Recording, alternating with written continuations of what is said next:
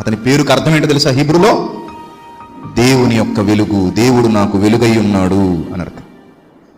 అతని పేరు ఊరియా. ఊరియా అనే పదానికి హీబ్రూలో అర్థం ఏంటో తెలుసా? దేవుని యొక్క వెలుగు. అంత మంచి పేరు పెట్టారు వాళ్ళ తల్లిదండ్రులు. ఊరియా ఎంత భయభక్తులు కలిగిన వాడో తెలుసా?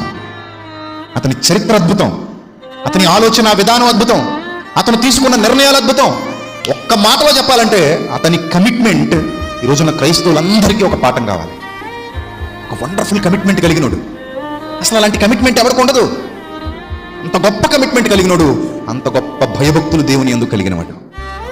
చూడండి ప్రియులారా, సమూయేలు 2వ గ్రంథం, సమూయేలు 2వ గ్రంథం 11వ అధ్యాయము 6 నుంచి చూద్దాం. దావీదు హిత్తీయుడకు ఉరియాను.